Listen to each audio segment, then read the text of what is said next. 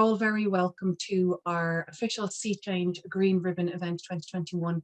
This is on feelings of exclusion.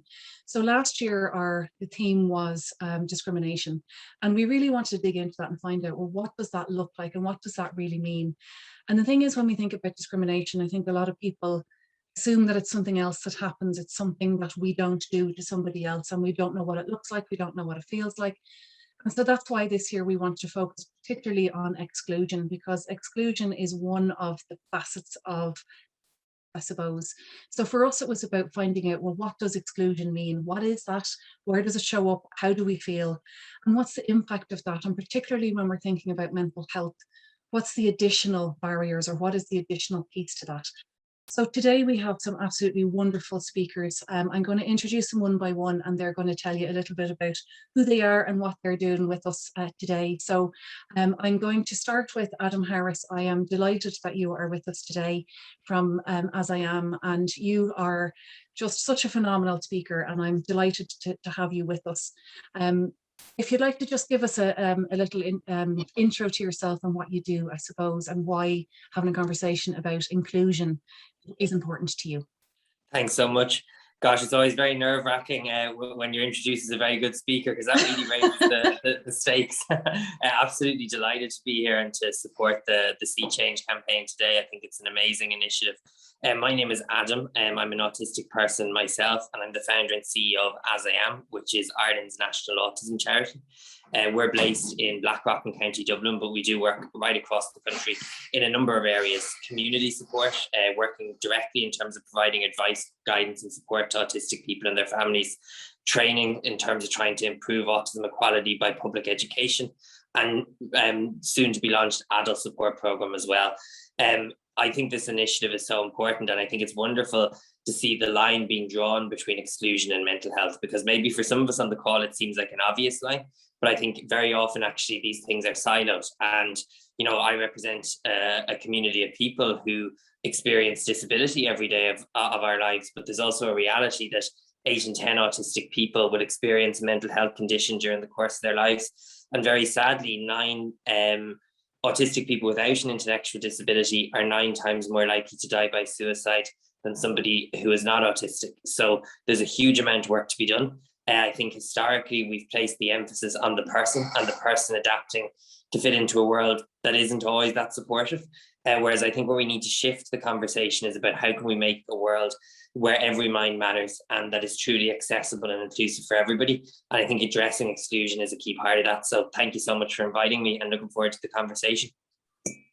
Thanks so much, Adam. And for anybody who wants to find out more about what you do, Emma is kindly putting into the chat the links there. So there is a link to the AsIAm website there. So if you do want to find out more and see what work Adam is doing after this session, the information is there. Wonderful to have you with us. So I'm now going to move to Caroline McGrotty, Employment Manager at AHEAD. You are so welcome to join us. Caroline, thank you for starting this conversation. And from conversations we've had before, I find your conversation so important because you have so much knowledge in this area about how we can be more inclusive to others. So thanks for coming on. And if you'd like to talk a little bit about what you do and why inclusion is important to you, that'd be great. Great, thank you very much, Barbara. So for everyone, my name is Caroline McGrotty, and I'm the Employment Manager with AHEAD. So for some of you who don't know what AHEAD do or who AHEAD are, we're an organisation that was set up in 1988, and it was really around promoting access to higher education for all students with disabilities. However, we have come 30 years later, and I suppose our remit is now working with both higher education and further education, but also employment as well. So the transition to employment in particular. So you'll see the lovely poster behind me, which actually fits into probably the theme of this event. So our mission is really to create inclusive environments in both education and employment for people with disabilities. And we do this by, I suppose, working with employers on the employment side in terms of, I suppose, making accommodations for graduates with disabilities, including mental health, but also in terms of teaching and learning in the further ed and higher ed sector. We do an awful lot of kind of, I suppose, training with academic staff around teaching and learning and universal design as well as kind of, I suppose, lobbying the government. I suppose kind of the context as to why I suppose I'm here today, I suppose, is to really want to get that kind of message across, that I suppose, you know, just because you have a mental health condition, that may not be the only disability you have. You know, even in fact, in our own WAM program, the work placement program, in the last 6 years alone, over half of our graduates who have gone on to a work placement who've had a mental health condition, they've actually had a second disability as well. So I think that's kind of why I'm kind of here today, is to remind people that I suppose mental health isn't just its own disability. It can often be coupled with another disability, and it's important that we're including all aspects of disabilities in those conversations. So hopefully that gave a quick introduction to myself. Fantastic, and such a great point, because it's something that one of our ambassadors raised before on our podcast, this idea of, well, if you're in that camp, you can't be over here as well, you know. And certainly at our launch event, Shana de Marcu, the bionic woman, also spoke about that, obviously having a disability and having the mental health issues in addition to that. So it is about all of our experience and what we need to find out about what people are experiencing and what it's like for them. So really looking forward to having you with us. Thank you so much. And lastly, it's my pleasure to welcome Daniela Farah, who is a Sea Change Ambassador. Daniela, you're so welcome to join us. So if you would like to tell us a little bit about you and why talking about inclusion is important to you. Thanks very much for having me today. So yeah, like it says on the screen, I am a second-year Sea Change Ambassador now. I joined Sea Change shortly after my son was born. He's now 21 months old, and he's really the reason why I joined. I want him to grow up in an Ireland where, or in a world where mental health problems are treated the same way as physical health problems. It's just a part of life, and the majority of us will face an issue at some point in our life. So did I. So when I was 18, I had an episode of psychosis, and for the last number of years, I'm living with the diagnosis of general anxiety disorder with rare hypomanic episodes. I live a full life. I'm a senior manager in tech consulting. I'm a mommy. I'm also a dog mommy, and we also have a fish. And I like to talk about inclusion today, just to show that a mental health diagnosis is sometimes hard to deal with, but you certainly just carry on with your life and live a normal life. Yeah, I love that. Thank you so much. And a little bit like what Caroline was just saying about that we're more than this one thing, that there's other elements to it. And I think certainly for all of us as part of this panel today, it is that piece about, you know, more than some of our experiences, more than our disabilities, more than what we've been through. So today we're going to be exploring what exclusion really feels like. So I'm going to turn to you first, Adam. Can you describe what exclusion is from your perspective, and how that might feel for somebody who's never experienced it? Yeah, I think I was thinking about this before I came on, obviously, and one of the things I was thinking about is I think a lot of people think that exclusion is like a proactive behavior, that people get up in the morning and they say, I'm going to proactively exclude somebody today. And I suppose in a sense, that's bullying by definition. But I think exclusion happens in a lot more subtle ways in our society every single day. And I think what we really have to realize is, besides even individual instances of exclusion, in many instances, we live in a world that actually excludes by default, that has maybe for most of human history tried to find people who are different and silo and segregate. So I think about it in the disability world, for example, where it's up until very relatively recently, including when I was a young child, it was the norm for children with additional needs to attend special school, even if they had the academic ability, even if they didn't need to go to a specialized setting. It was just presumed that if you have a disability, you couldn't possibly go to the same school as somebody else. And even though we've made progress in a lot of areas, I think the reality is we might have integration in many aspects of Irish society, whether we're talking about disability, sexuality, gender. I think we're a long way from inclusion, because I think that's really not just about permission to enter a building or go somewhere. It's about having the opportunity to actually thrive being yourself.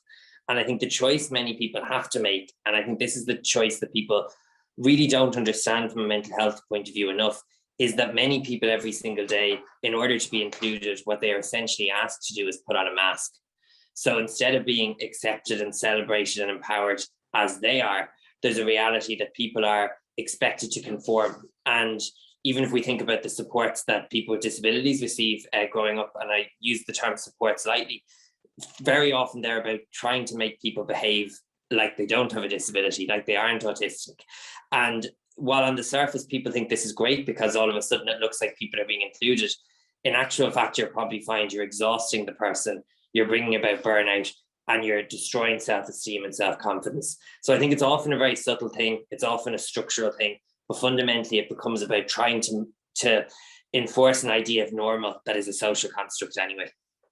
I think that's a phenomenal start to our conversation, and so important, and particularly what you started and finished with, that idea that people are not doing it on purpose, you know. And it's certainly something we see with stigma. You know, I'm working in this area for 12 years now, and I have yet to see the course where people can go and learn how to do stigma to someone.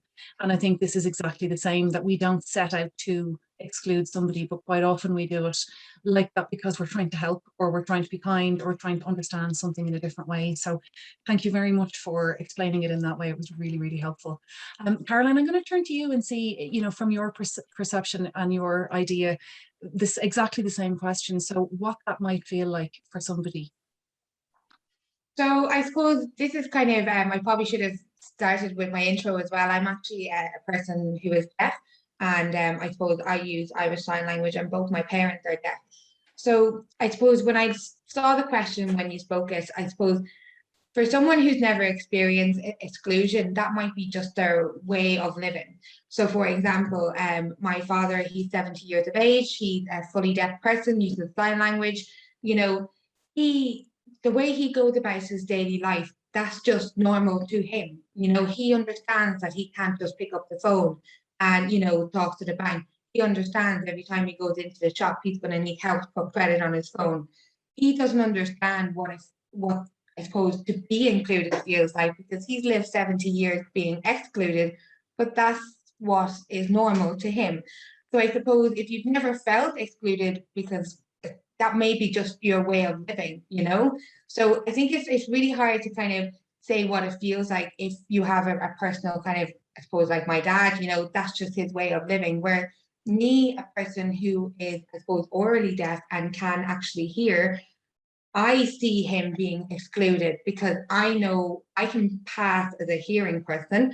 So I get included in a lot more things. I have access to a lot more services simply for the fact that I can access them in English language and oral language, whereas the likes of my father and my friends who are deaf, who use Irish Sign Language, you know, they cannot access basic healthcare services, basic mental health services, but that's normal for them. You know, they've always had, I suppose, fighting for access. So I understand it because I can come at it from a lens of I have my foot in both camps.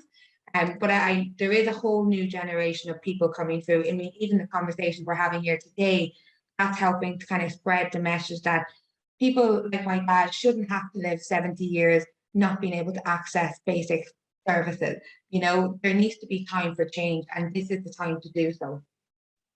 I absolutely totally agree. And I think you kind of echoed something that Adam said earlier, that, you know, to me, it's this idea of people with disabilities are expected to do more because they're the problem, or they're the one with the problem, therefore they should be the ones who have to do extra, when actually we should be at least going halfway. We should be kind of finding out, well, actually, I don't have a disability and maybe you do. What can I do to support you? What extra do you need for things to be on a more level playing field? And I think it is that piece around, you know, not assuming that we know best for somebody else and including them in the conversation, you know.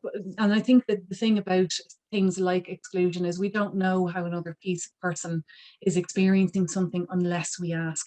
And like that, for many people who have disabilities, regardless of if it's a physical or mental disability, we don't know what it's like for their experience unless we have those conversations. So I think it is really important that we do keep talking about it and sharing our expertise, because we all have unique versions of what these things are.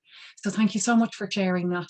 And Daniela, I'm going to turn to you now and ask you, exactly the same question. So what exclusion feels like to you, and if somebody hadn't experienced it, what it might feel like? It feels like being reduced to a part of me. And I do consider my mental health condition a part of me because it's part of my life. I learn techniques to deal with it. I'm on medication, I see a doctor, etc., etc. But it's reducing me down to that. And I can bring up two examples when it comes to being excluded or not feeling included. One is in my private life. My diagnosis was used almost like a weapon against me. It was said I was a liar, and I was, there's the word, crazy, and you basically can't trust me, that kind of way. And then the other, I think even more frustrating one was in my work life, in my previous job. I was waiting for a long time for an overdue promotion. And I remember a conversation where I was told, oh, we need to see how you're dealing for the next few months, because shortly before that, I was on sick leave, and I'm always very open about my mental health problems. So they knew why I was out. And I guess you could say it was used again as a weapon. And it hindered me in my career. So eventually I just left and changed my job. Yeah.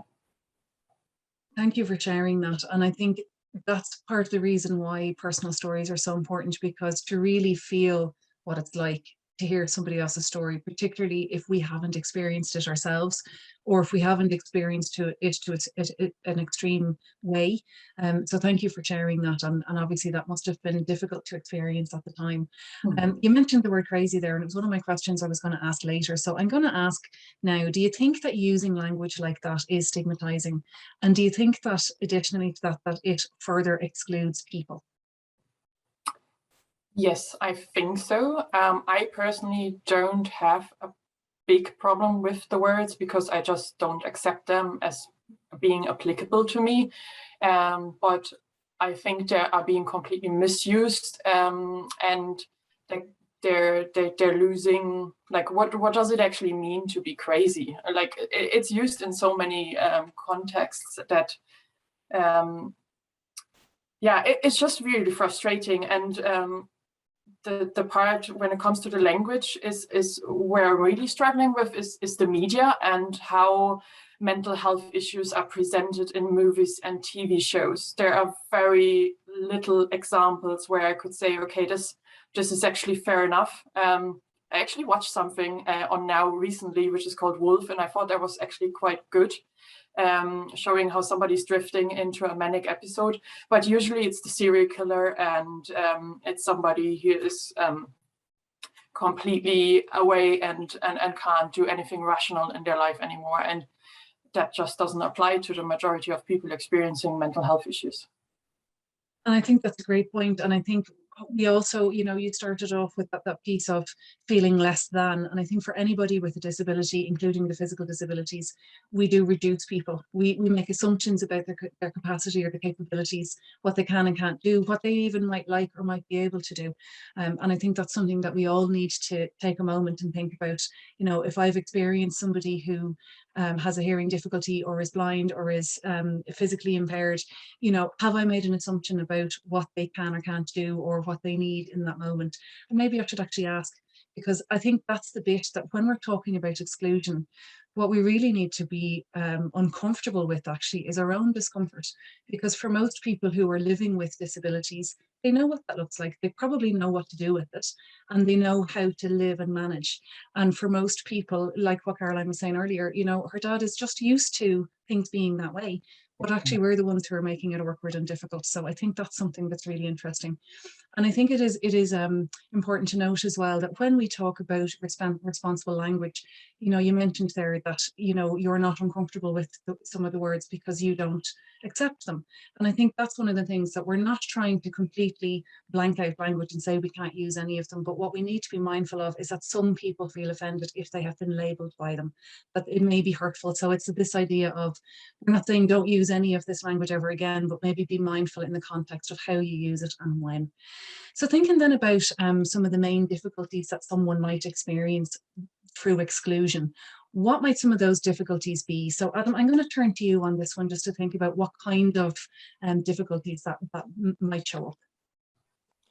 Yeah, and I think just to maybe answer that, but and build on the comment about language as well, because I think one of the challenges I think with language as well can be is it can often be the gateway to exclusion, I find, because the best of intentioned people can be so worried about saying the wrong thing that what they opt to say is simply nothing.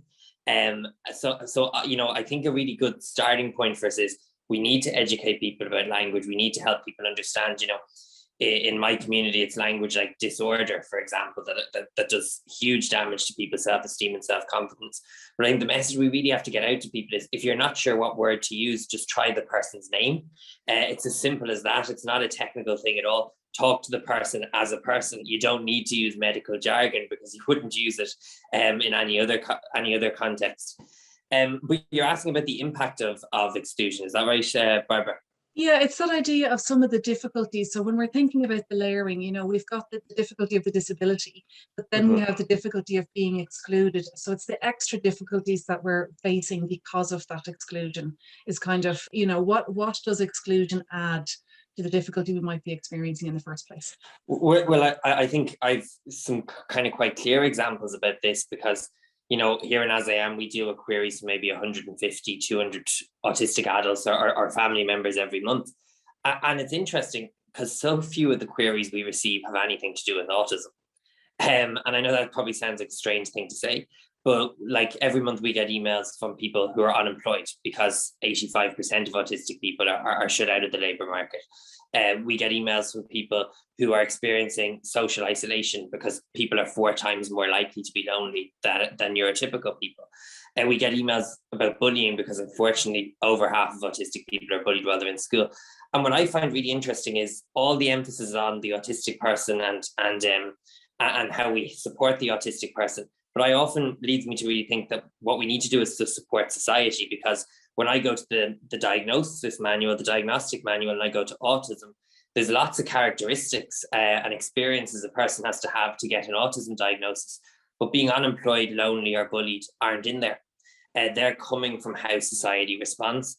And I think that really brings us to the whole UN Convention idea of what disability is, that yes, there is impairments, there is challenges present, and there may be sometimes the iceberg, the piece that you can see just above the water. But usually what's pushing them over the water is the societal and environmental attitudes. And I think that's where we've so much work to do. You know, I think we've started the conversation, we've brought people into the community, but we've done it in a very Irish way, which is not changing anything and not talking about it. And in so many social issues, I think that's what's led to problems. I think that's what we really need to crack in the time ahead. I love that. And I love the way you've kind of said the Irish way, because, you know, it is in those nuances. And I think it is about how we challenge ourselves, because it's about, I think when we talk about these greater things, because to me, stigma is out there and social inclusion or exclusion is out there, but I'm actually part of that, you know, and it's, you know, some of the things that you're saying there, it is important that we find out more about these things and the difference that I could make if I find out a little bit more, if I do educate myself, if I do learn about the language or ask somebody. And like you say, things like forgetting about the diagnostic words and actually speak to the human being. And I love the point that you made, and it's something that we definitely see in relation to stigma. It's that thing that fear stops people having any conversation, and it's silence. So I think that is such an important point, that people shouldn't be afraid, that instead of being afraid of saying the wrong thing and saying nothing, that maybe they should actually say, you know what, I'm afraid of saying the wrong thing. So maybe you can guide me on the language that you prefer, or you could help me to know a little bit more about this. And that way then the onus is not on us to have everything completely correct. And I think that's again why we want to have conversations like this, to say, how can we do this differently and how can we be more supportive and more inclusive? So I really appreciate that contribution. And just thinking about then, what role can being excluded play on a person's mental health? Carol, I'm going to turn to you on that one and just see from your perspective what you think about the exclusion to do with a person's mental health and how that might add an additional layer. Yeah, so I suppose you kind of, could you repeat that? Sorry, it's just the sound kind of videos jumped around there for a minute and I was kind of looking at you. Yes, of course. So, and when we're thinking about the role that exclusion plays, what can that add to a person's mental health, or what can exclusion do from a mental health perspective, I suppose? Yeah, so I suppose in the context of, I suppose, the WAM program, which is the work placement program that we run, so we would do a comprehensive needs assessment with all graduates with disabilities going on to work placement. So as I alluded to earlier on, over 50% of our graduates with mental health actually had a second disability. But what's also kind of interesting, if you look back at head statistics that we collect in terms of higher education and the numbers of students with mental health conditions, we collect those statistics based on their primary disability. Okay, so in current higher education, for example, there is the second largest cohort. So I think it's around 16% of students with disabilities. So 16% have a mental health condition. But that's because when they apply for the funding, they listed that as their primary condition. Now, if you had a physical disability, I suppose you're going to be in need for more funding, for example. So you might just list like your physical disability as your primary condition, but actually your mental health might actually impact you more in terms of when you're actually in college, for example. The same applies to work. I suppose in terms of the grads that we work with mental health, it's not just kind of the same disability that's occurring with it. It varies, across all different ranges of disabilities. So when we do our assessment, we take a very much a holistic approach in terms of what support do they need from their manager, from their mentor, from their employer. And often, there's a lot of similarities in terms of what type of support a person with a disability can get. So one example I'll give is providing maybe templates in terms of if you're doing a report, if that's part of your job. Providing templates will help people or support people kind of maybe with anxiety. It will support people with dyslexia. It will support people with autism, support any employee. So I think it's important to know that just because you're supporting someone with mental health, but you actually could also be supporting them in another way as well. So it's always really important. Again, I'm trying to really hone that message, is to not just look at mental health as something, oh, we have to support them because they have a mental health condition. You actually are enabling them to integrate into the company better, integrate into the college or whatever it may be that they're going into. So I think that that's quite important, is to kind of take a holistic approach as well. I love that. And that word integration, I think that is so important, because it is about bringing the different pieces together. And I think that idea of being holistic in our approach as well, it's so important, because, we're not any one thing, and it's like we've been trying for so long to get people to understand that our mental health and our physical health are interlinked. So when we're starting to think about these type of things, it is so important that we do look from a different perspective and see all of the picture, because it's about, yes, we need to look at the disabilities, yes, we need to look at the problems, but we also need to look at all the other stuff, because aside from the disability, the person is still a person. They still have other characteristics, they still have likes and preferences and all of that stuff. So it is about that piece of connecting in. And I think, some of the points that you've made there are really, really important. So thank you for sharing that. So Daniela, I'm going to turn to you and ask you, do you think that stigma is still a barrier to social inclusion? Yes, absolutely. And it's not necessarily the external stigma, it's the stigma we put on ourselves when we, like Adam said, put on the mask. I think that resonates with me so strongly. And I always say that people with mental health issues could be Oscar winners, because we're such good actors and actresses. Just having this happy face to the outside, where on the inside the hurricane is raging, and you're just trying to not drown really in your thoughts and what is going on in your mind.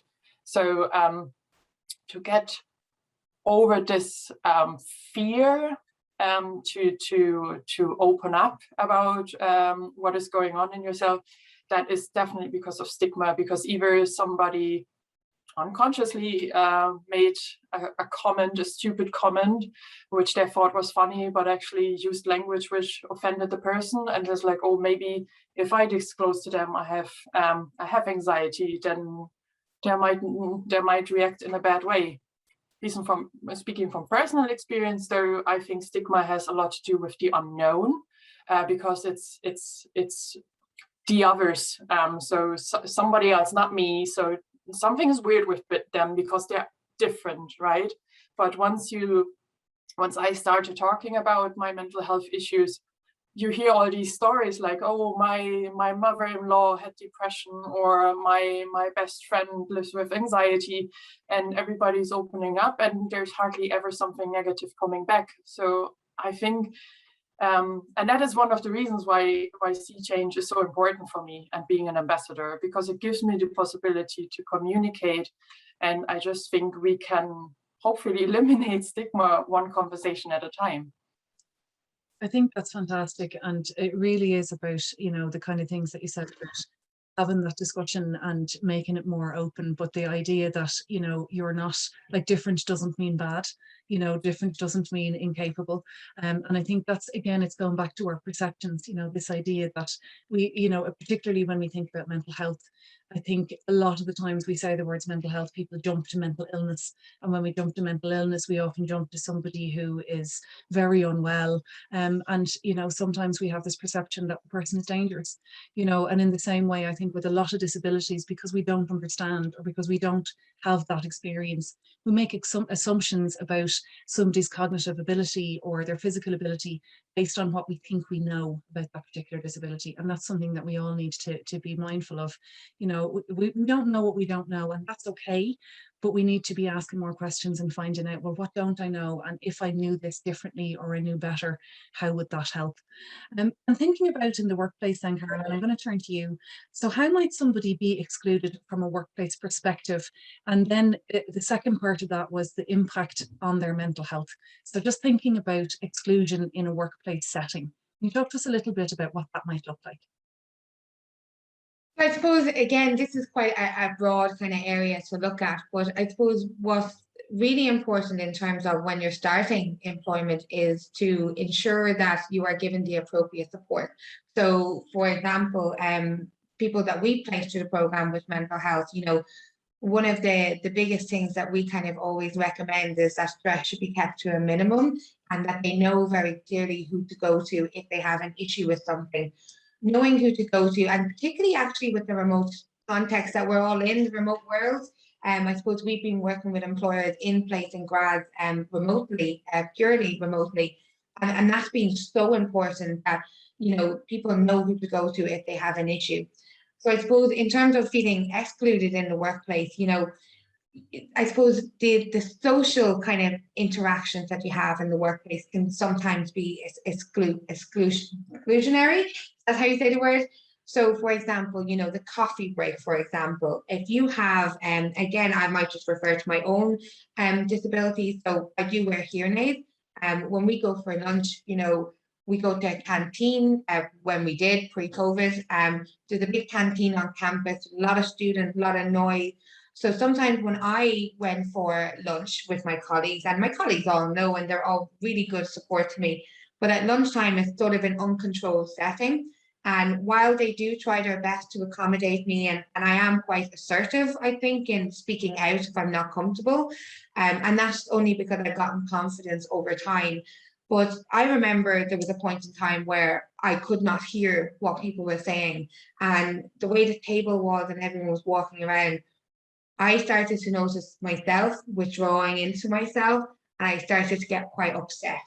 And I got so upset that I ended up just like packing up my tray and going back to the office. And a colleague followed me and she said, "Is everything okay?" And I said, and I just burst into tears. I said, "That was horrible. I felt really isolated." And it wasn't their fault, but I suppose that was a big learning curve for me, because I kind of knew I had to be more assertive and actually saying to my colleague, going, "Do you know what? I actually can't hear a thing. I'm going back to the office." And if I was quite more spoken out about it, the less impact it had on me. Whereas if I kind of just said nothing, and I suppose I'm lucky, I work in a disability organisation, so we're a lot more in tune with, I suppose, accommodating each other, and we're friends as well. But if you work in a big multinational or an SME with hundreds of employees, you might not have that confidence, particularly if people don't know about your disability. And it will have an impact on your mental health. And if you are not getting that opportunity to interact with your colleagues that you spend 8-hour days with on a social level. So I think just to be quite mindful of that in terms of even when there's kind of lunch and learn sessions, where are they held? Is it accessible? Are you asking employees for accommodations going to these type of social events? So I think, you know, work is work, but the social aspect of work is also important to help you feel like you belong at work. So I suppose that's kind of my own experience of feeling excluded, not intentionally, but just because of my disability and how it did actually impact on how I felt. Thank you so much for sharing that story as well. And again, I think those personal stories help us to really understand what it feels like and to help us maybe think twice about how we might be unintentionally excluding somebody. And I think there's that thing again, unintentional, because genuinely, I don't think people mean to exclude others. You know, either it's completely unintentional that they don't know enough or they don't understand enough, or that they're fearful of doing or saying the wrong thing. So quite often, similar to what we experience with stigma, it is unintentional, but the damage is the same. I found it really interesting, you know, you talked about being assertive, and I think it's one of the things that we see across people with disabilities and people with mental health difficulties, that it's this idea that, you know, I have to fight my corner and I have to stand up and ask for what I want.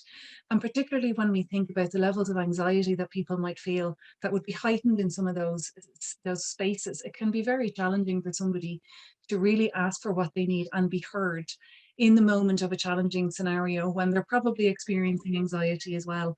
So again, it's those things that we need to be mindful of. If somebody that we are working with or are friends with, you know, even if they're very quiet and they're quietly asking for something, we need to assume that they really do need that, and we shouldn't ignore that. And I think it's something that we need to understand, that not everybody is assertive, and sometimes maybe we need to encourage people. And if we are aware that they have a disability, maybe to have that discussion with them in advance and kind of say, you know, do you need me to check in and see, is there something you need, if you're not that assertive person?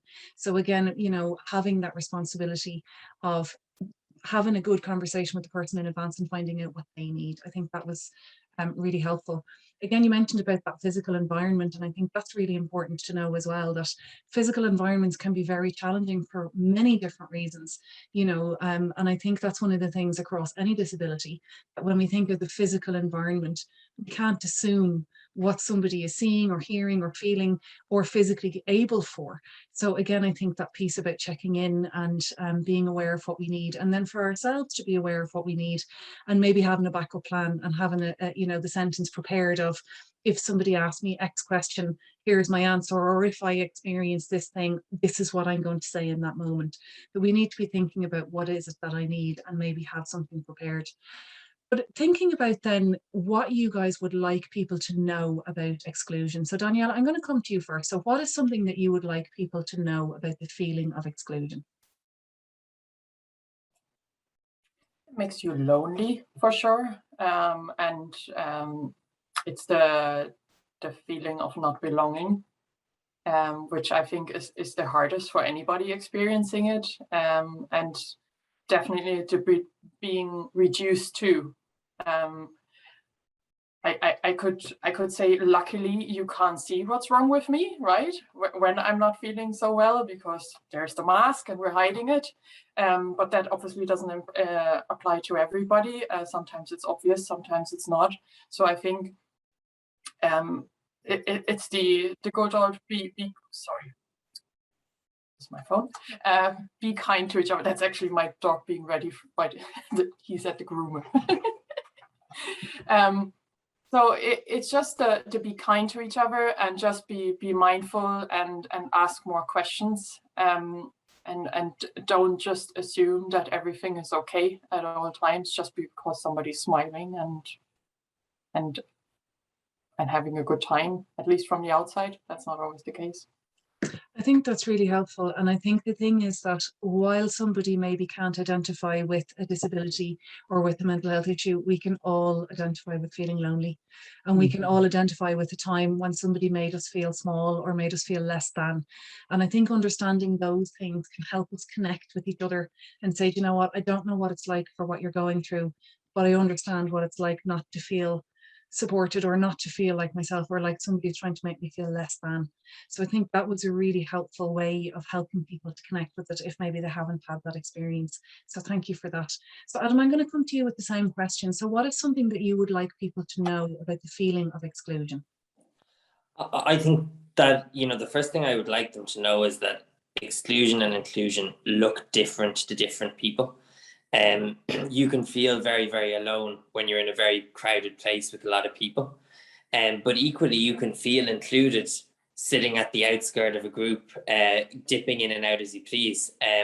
What being included, how being included is really valuable to you might feel very different to me. So I think it's about not enforcing a norm on somebody and working out what works for them.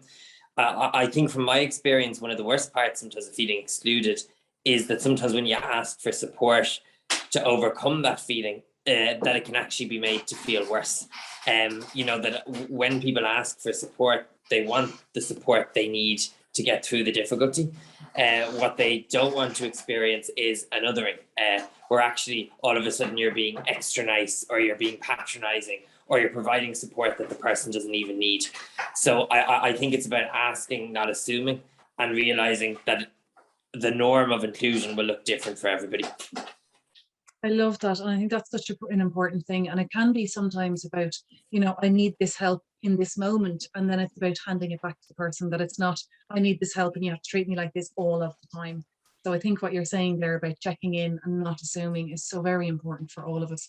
And I think that's a key thing that we need to learn from each other, to find out that we are different and what you need in that moment. So thank you for sharing that. That was really helpful. So Caroline, I'm going to turn to you with the same question. What is something that you would like people to know about the feeling of exclusion? So I think both Daniela and Adam kind of covered a lot of that. It can mean different things to different people in different types of contexts. And again, I'll revert back to kind of the remote working, the pandemic, and all of this. I actually feel more included now, in not just in my job, but actually in terms of going to different events and stuff like that. And the reason this is my own personal circumstance is because I can control the volume at which I can turn up the speakers on. So I now can go to a lot more webinars and learn a lot more things, because I don't have to ask for a sign language interpreter in a real life physical setting, which often get told by, oh, actually that's too expensive, sorry, we can't facilitate that. Or maybe they can, but I have to sit up the front, and then I'm like the only deaf person in the room, and so even though I'm included in that context, sometimes I feel like, oh my God, like I'm the only one. And sometimes you do feel excluded then, even though they've accommodated you. So it can mean different things to different people in different types of contexts. So I think it's always, as both the guys have mentioned, is to check in with that person and, ask how they're doing, and that's really all we can do.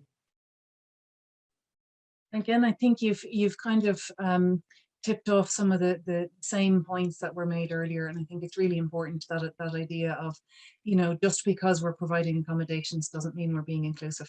So this idea of othering somebody, and I think that can be a real challenge, that sometimes, and particularly when we're thinking about workplaces, that a lot of workplaces are working so hard on wellness programs and putting supports in place, and running all of these webinars and different things, and maybe not checking in and finding out what is that like, or what else can we be doing in a slightly more supportive way, or how can you get more involved in that. And again, I think it is that individual piece that I think you've all mentioned about the individual part of any disability or any experience. So I think that's really, really important. So thank you so much for sharing that. And I think, again, it's such a personal thing, and for each of you, you're sharing very personal parts of the experience of exclusion. So even though we're all working in this area, it's really interesting when we start layering the personal side of it, how it changes what we do. And certainly for me, it has always been about helping other people to find out more, to be, I suppose, an advocate for change in their own lives. Because for me, it was always like, somebody should do something, but somebody is over there and we don't know what the something is, and I have no control of that, and then I have to wait for that person to do whatever that thing is. Whereas when we start taking ownership of that and saying, actually, I am somebody and I could do something, that's when we start saying, okay, so what do I need to know? What could I do differently? What do I need to be aware of? So like that, for today's webinar, I would really hope that everybody will go and find out, what do AHEAD do? You know, what does AsIAm do? What does SeeChange do? What more do I need to know? And if there is somebody in my life that does have a disability, maybe I didn't have a conversation with them because I was uncomfortable, and maybe there's something else that we could talk about, or maybe I need to learn a little bit more about how to have a more open conversation. So I think it's so important. So just thinking about then how people can be more inclusive. So really thinking if we could be inclusive in the best way. I know we've spoken already about trying to be that, you know, that we're all individual and that people need different things, but as a baseline, I suppose. So what can people do to be more inclusive? So Adam, I'm going to turn to you first on that one. So what can people do to be more inclusive? Well, I think the first thing that they can do, and this might seem like an obvious thing, but I think it's something that too often has been absent. I think the first thing that they can do is listen to the experiences of those that they are trying to include. In this day and age, we still have a scenario where very often very well-intentioned supports are designed by people who haven't had those experiences.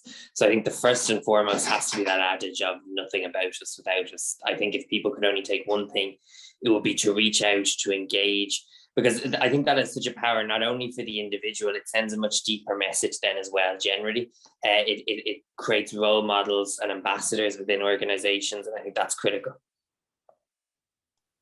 Absolutely fantastic. And I love that nothing about us without us. It's something that I heard at a conference a couple of years ago, and I just thought, what an empowering thing that if we were more inclusive to those conversations, and it should be the voices of lived experience, regardless of what experience we're talking about. So I think that's a really helpful and powerful piece to remind people of. So Daniela, I'm going to ask you that same question. So what can people do to be more inclusive? If I relate that to the workplace, I would say that the pandemic is actually bringing us on the right way, because it opens up the possibility to work from where we want, and we can decide that without having to have an explanation. So for me personally, there are days where I just don't want to see anybody around me. Yeah, I'm still okay to work away. I'm still as productive as ever, but I don't want to be feeling conscious around what is going on around me. Just like the example which was brought up earlier with it was all too much sitting in the canteen. It was very loud, so it was hard to understand the conversations. So something similar happens when you experience anxiety. It just gets so loud around you, and you feel more and more uncomfortable, and you start sweating, and your heart starts racing, and your chest closes up and all that. So to have the possibility to step away from social settings and be in my quiet little home office, that is definitely a way to include people with mental health difficulties. You're so right. And I think it is so interesting that, you know, when we think about disabilities, it's like what Caroline was saying earlier on, that, you know, if you have a physical disability, it's over there. And even depending what physical disability you have, it might be separate than a different physical disability, and mental health difficulties are all the way over here. Yeah. And that idea that actually the like of anxiety, that's something that anybody can experience, regardless of disability or not. And sometimes the way that we experience that can be so very physical, you know, so, and I think that's something that we do need to be mindful of. But again, it's a way for other people to tap in and say, well, maybe I don't have that experience, but I have experienced anxiety. I have experienced that kind of tightness in my chest, and, you know, that feeling of overwhelm as well. So there are ways that we can experience something and have empathy with somebody who's had a difficult experience, even if we're not in the space where we've had the same experience as them. And I think that's really important. So thank you for that. And so I think we need to start looking as well at what supports and services can be put in place. So can you talk to me a little bit about what services and supports you're aware of, what you think we should be talking about, and where people can go to find out more information? So Caroline, I'm going to turn to you first on that one. So what supports or services can you signpost to people who are either currently feeling excluded or having a mental health difficulty, or indeed if somebody is on the call and they're thinking about being more inclusive at work? If you could talk to us a little bit about signposting. Yeah, so I suppose I kind of would like to touch on the latter half of that question, which is like, what can you do? It's a bit like, what can you do to be more inclusive? I mean, this is coming at it from a very basic angle here, right? So, I mean, just even I think what's really important is your communication. So, ensuring that everyone can access the communications that you're sending out. So, for example, including alternative text on your posters or images that you're sharing on social media, for example, or even in the workplace where they often have a Yammer page or their own intranet where they're sending out a general email and they attach a poster, but there's no alternative text. So something so simple, but that will kind of support people who are visually impaired or reliant on screen readers to actually access that information. You know, similarly, again, if you're doing videos, you know, have captions available for your videos. I mean, there are so many different free apps you can download that will auto-generate captions for you. Instagram even has now a sticker button with a CC button that will actually make captions for you. It could not be more easier.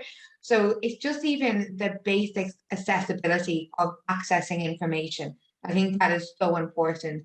And also including alternative ways of contacting services. So for example, if your workplace has an EAP program, very often, don't forget, you can contact free phone EAP 24/7 on 1800, blah, blah, blah. But what about people who don't feel comfortable talking on the phone? You know, and this isn't just deaf or hard of hearing people, it's people who are autistic or people with language processing difficulties, speech impediments, anything. So, you know, make sure if you work in HR and you are offering these services to your employees, that you think about alternative ways for all employees to contact and avail of those services. So an email address, a text number. And I know that a lot of work has been done by other organizations. I suppose the national charities that kind of support people, so Samaritan, for example, they have a text messaging service. It's limited, but it's better than something. But yeah, I suppose just even at a basic level, just make sure you're aware of accessibility issues when it comes to accessing services or communicating what services you have. I think that's a really helpful point. And I think just for anybody who hasn't accessed the AHEAD website, there's some fantastic resources there on some of those informational pieces around how to be more accessible. There's also an organization called the National Adult Literacy Agency, or NALA, and they look at things like plain English. So, you know, some of those things that you were talking about, Caroline, that, you know, the way that the text is, the way images appear, all of these kind of things. So it is about finding out what we don't know and then finding out how it could be different, but particularly finding out from a reliable source and, you know, that are looking at things in a different way. So I would highly recommend everybody to go to the AHEAD website and find out some of those accessibility resources. So Adam, I'm going to turn to you for that same question. So what supports or services can you signpost to for anybody either who's feeling excluded, you know, having a mental health difficulty, or particularly when we're thinking about inclusion? What would you like to signpost to? Yeah, well, first of all, I'd encourage anyone with an interest to visit AsIAm.ie. We've a huge range of resources, whether you're a workplace, a school, a community group, and you want to learn about how you can be more autism friendly. There's a wealth of information there that you can access.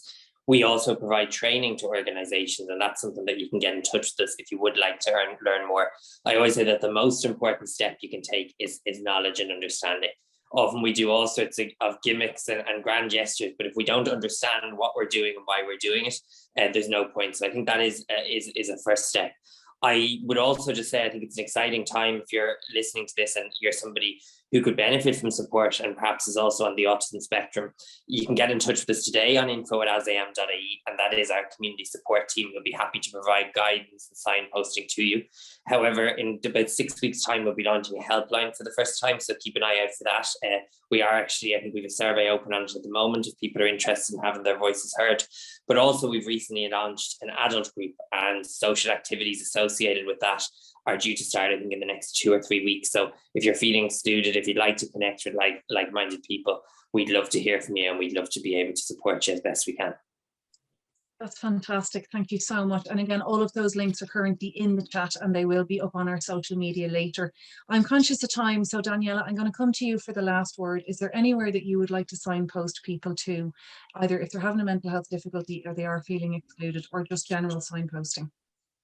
Well, of course, seechange.ie if you want to find out more about what stigma feels like and how you can change Ireland in that regard. And then if you are experiencing mental health issues, Shine, which is the umbrella corporation or the organization behind SeeChange, shine.ie, provides community support. And never forget, there's always your GP as well you can talk to. That's fantastic. Thank you so much. And again, there are some additional supports that are being put into the links there, like Samaritans PA to mentalhealth.ie and all of those. So I'm conscious that a lot of you may have to move on with your day. I'm so grateful for you to attend today and to start having a conversation about exclusion. To find out more about what we're doing, please do visit on seechange.ie, and on our website you'll find out more information also about our ambassadors, and our social media is Facebook, Twitter and Instagram. We will be sharing from AsIAm and from Ahead as well. So thank you so much to Caroline, Adam and Daniela. Absolutely fantastic to talk to you today, and thank you again to everybody for participating in today's event.